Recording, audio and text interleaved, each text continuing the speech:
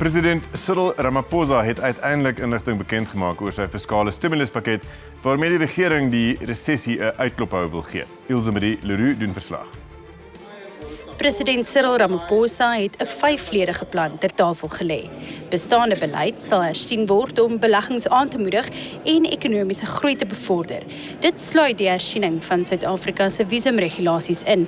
Ramaphosa hoop dit sal die toerismebedryf 'n hupstoot gee en geskoolde arbeid lok. Verder is die mynboubedryf geïdentifiseer as 'n belangrike bron van werkskepping. Die nuwe mynbouhandves sal binnekort in die Staatskoerant gepubliseer word. 50 miljard rand van bestaande begrotings sal elders bestee word om verskeie projekte te befonds, asook om nuwe projekte op die been te bring. Landbou en nywerheid is 'n prioriteit. Opkomende boere sal ondersteun word en daar sal ook gefokus word op uitvoerprodukte wat arbeidsintensief is. 'n Paneel van 10 lede is deur Ramaphosa aangewys om bystand aan die regering te verleen met die grondhervormingsproses. Fondse sal ook op sy gesit word om nywerhede in informele nedersettings en landelike gebiede te ontwikkel. Ramaphosa het ook gesê fondse sal gebruik word om 1100 projekte by skole te voltooi.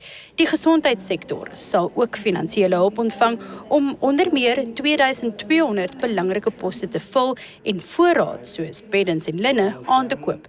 Die president het infrastruktuurprojekte aangekondig in 57 munisipaliteite wat sal dien as 'n korttermyn inspuiting. Dit sluit rioolsuiweringsaanlegte en stortingsterreine in. Dit was egter die aankondiging van 'n 400 miljard rand infrastruktuurfonds wat die oë laat rek het. Ramaphosa sê die fonds sal aangewend word vir byvoorbeeld die bou van damme en paaie. 'n Uitvoerende span in die presidentskantoor is aangestel om te verseker die projekte word uitgevoer en bly binne die begroting. Lullu Krugel, die hoofekonoom by PWC, sit hier oorkant my. Lullu, baie welkom. Is daar enige nuwe geld regtig wat in hierdie pakket vervat is? Waldemar, nee, eintlik is dit maar net geld wat rondgeskuif word, geld wat op hierdie stadium miskien nie effektief bestee word nie, onderbesteding wat plaasvind wat die president wil hokslaan, maar in werklikheid is daar nie regtig iets niets nie. Goed, kom ons kyk na onderbesteding met infrastruktuur byvoorbeeld. Hoe lyk die staatsrekord daar van die besteding van geld vir infrastruktuur wat in elk geval reeds elke jaar honderde miljarde rande beloof? Ja, ons moet net so in die omgewing van 900 miljard rand elke 3 jaar periode rollend spandeer op infrastruktuur. En ons het met meer as 10% die laaste 10 jaar die laaste 3 jaar onderbestee op infrastruktuur, hoofsaaklik op munisipale vlak waar die dienslewering plaasvind ensovoorts. Goed, maar moet ons dan nie dit verwelkom dat die president klaarblyklik daardie besteding wil sentreer in sy eie kantoor nie? Wel, ons hoop dat daar, sekere moniteringsprosesse en evaluasieprosesse en aanspreeklikheid gehou gaan word, maar dis ook nie regtig iets niets nie. President Zuma het dieselfde tipe van prosesse in die presidentsie ingestel en seker gemaak en planne opgestel en so aan. So ek moet sê ek wil opgewonde wees, maar dit is baie moeilik op hierdie stadium. Jy het ook verwys na die rondskuif van geld, daar sprake van 50 miljard se geld wat dadelik geherprioritiseer gaan word. Ja. Is dit haalbaar om tussen twee begrotings voordat die volgende begrotingsronde eintlik begin het en selfs voor Oktober se middeltermyn begrotingstoespraak geld net weg te vat by een departement en dit vir 'n ander departement te gee? Wel, ek moet sê, as daar staatsdepartemente is wat nie die geld in die begroting gebruik wat aan hulle toegedeel is nie, dink ek nie dis 'n probleem nie. Ek dink ook nie dis 'n probleem in gevalle waar daar korrupsie ensovoorts plaasgevind het in staatsdepartemente om dit op daardie manier te probeer aanspreek nie.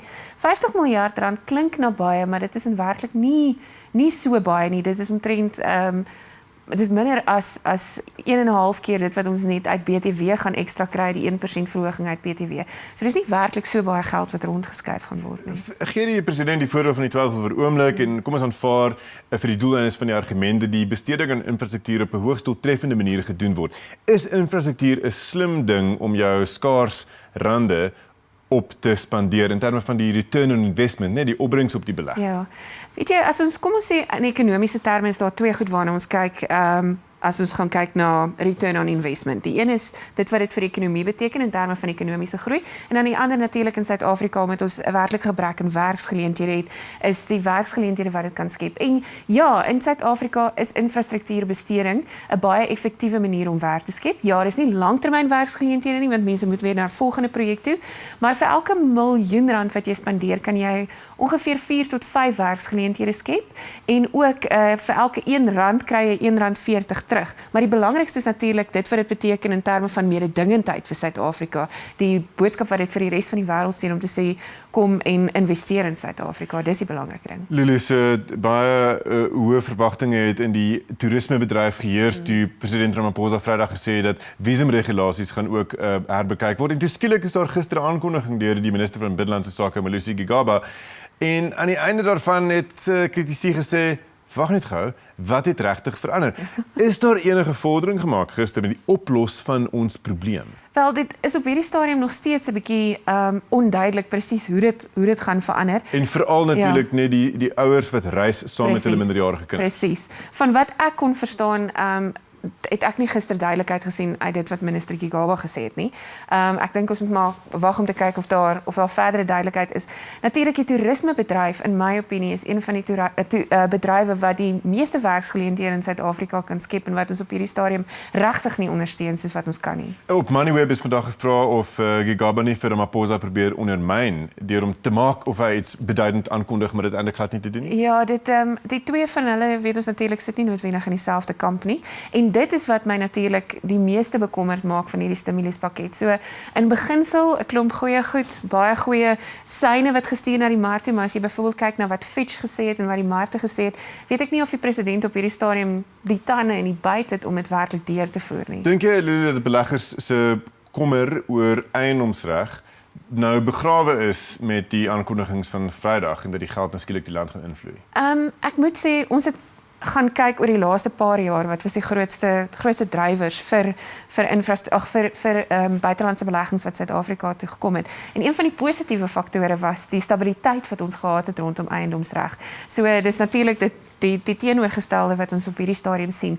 Ek dink dit is goed dat daar's nou duidelikheid die laaste dag of twee om te sê dis wat hierdie taakspan gaan doen, wie hulle is, en dat hulle hopelik teen die einde van Maart iets op die tafel gaan hê. So ek dink dis goed, maar dit beteken ons sit eintlik tot in Maart nog met in niemands land, want almal dink ek gaan wag tot op daardie tydstip om te sê, nou weet ons wat die plan is voor ons besluit neem. Nou, die mynboubedryf het ook die laaste paar jaar deurgeloop onder regulatoriese onsekerheid. Die mynbouhandves se derde weergawe, as ek reg is nou uiteindelik, klink dit vir my, bereik nou 'n finaliteit. Is daardie bedeling, of is daai bedryf, like so vra Lullu, nou weer investable? Jy weet, is dit nou weer eintlik moontlik realisties om te verwag dat buitelandse beleggers in Suid-Afrikaanse mynbou gaan belê met die nuwe handves? Ironies genoeg, as ons gaan kyk na ons minerale rykdom en wat dit ons kos om dit uit die grond uit te kry relatief tot ander lande, is ons die 21ste aantreklikste land uit die 90 mynboulande in die wêreld. As ons gaan kyk na beleid, dan is ons 81ste uit 91. So hopelik as daar meer sekerheid is, selfs al is dit nie 100% wat die bedryf wil hê nie, en jy weet, leiers in die bedryf stuur dieselfde boodskap op hierdie stadium uit. As ons sekerheid het, is dit vir ons beter as om net, jy weet, nog 'n voortsetting van hierdie situasie te hê. Is dit nie perfek wat ons graag sou wou gesien het nie. So ek dink dit is positief. Lullu, die doel van die stimuluspakket is nominaal om die resessie nek om te draai. Maar wat as die oorsake van die resessie eintlik vernaam eksterne faktore is wat baie meer te doen het met onsekerheid en ontluikende markte as wat dit te doen het met die Suid-Afrikaanse politiek?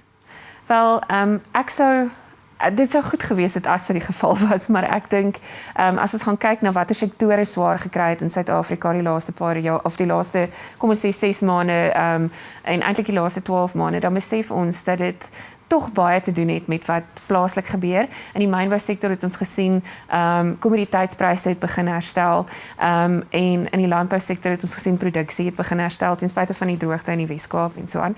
So ek dink ons moet besef, as jy gaan kyk na groei in die res van die wêreld, ja, ten spyte van alles wat Trump aanvang, is ons nog steeds op 'n plek wat Suid-Afrika se groei nie is waar dit behoort te wees nie. Baie dankie.